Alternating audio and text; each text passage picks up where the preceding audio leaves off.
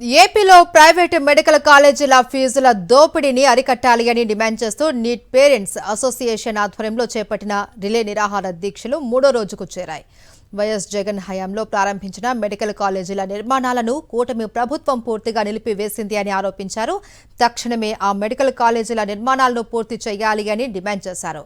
కక్ష సాధింపు చర్యల్లో భాగంగా మెడికల్ కాలేజీలు విద్యార్థులపై ప్రభుత్వం వివక్ష చూపుతోంది అన్నారు. ప్రభుత్వ మెడికల్ కాలేజీలలో ఎన్ఎంసీ నిబంధనల ప్రకారం ఎంబీబీఎస్ సీట్ల సంఖ్యను పెంచాలి అని కోరారు. ప్రైవేటు మెడికల్ కాలేజీల్లో ఫీజుల దోపిడీని అరికట్టడంతో పాటు విద్యార్థులకు మౌలిక సదుపాయాలు కల్పించాలి అని డిమాండ్ చేశారు. ఇంటర్న్షిప్ చేస్తున్న యూజీ, పీజీ వైద్య విద్యార్థులపై పని భారం, పని ఒత్తిడిని తగ్గించాల్సిన బాధ్యత ప్రభుత్వంపై ఉంది అన్నారు. వైద్య విద్యా ప్రమాణాలను పెంచడంతో పాటు ఎన్టీఆర్ హెల్త్ యూనివర్సిటీ కౌన్సిలింగ్ విధానంలో పారదర్శకత పాటించి బడుగు బలహీన వర్గాల విద్యార్థులకు అన్యాయం జరగకుండా చూడాలి అని కోరారు.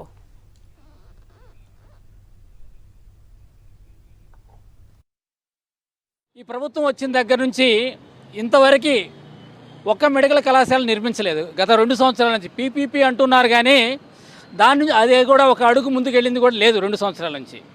గతంలో ఎన్నికల ముందు యువగళం ఆ పాదయాత్రలో ఈనాటి మంత్రివర్యులైనటువంటి నారా లోకేష్ గారు సెల్ఫ్ ఫైనాన్స్ సీట్లను రద్దు చేసి పేద విద్యార్థులందరూ కూడా వైద్య సీట్లను ఫ్రీగా ఇస్తామని చెప్పేసి ఆ రోజు వాగ్దానం చేశారు.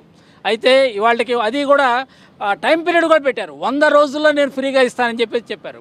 ఇవాళ 100 రోజులు కాదు, 2 సంవత్సరాలు కంప్లీట్ అయ్యి కూడా మనకు ఇంకొక 100 రోజులు అయిపోతుంది. అది 700 రోజుల పైన అయింది వాళ్ళకి. కానీ ఇప్పటికి కూడా ఒక్క సీట్ ఇచ్చింది లేదు ఆ విధంగా. అంతేకాకుండా గత ప్రభుత్వం తలపెట్టినటువంటి మెడికల్ కళాశాలను పూర్తిగా ఈ ప్రభుత్వం వచ్చినాక ఆ నిర్మాణాన్ని పూర్తిగా ఆపేసింది. అంతేకాకుండా 2 సంవత్సరాల క్రితమే ఆ పులివెందుల మెడికల్ కళాశాలకి సీట్లు శాంక్షన్ అయితే ఇప్పటికి కూడా వాటికి రాకుండా అడ్డుకుంటుంది. మరిన్ని అప్డేట్స్ కోసం ఛానల్ను సబ్స్క్రైబ్ చేయండి. నోటిఫికేషన్స్ కోసం బెల్ ఐకాన్ పై క్లిక్ చేయండి.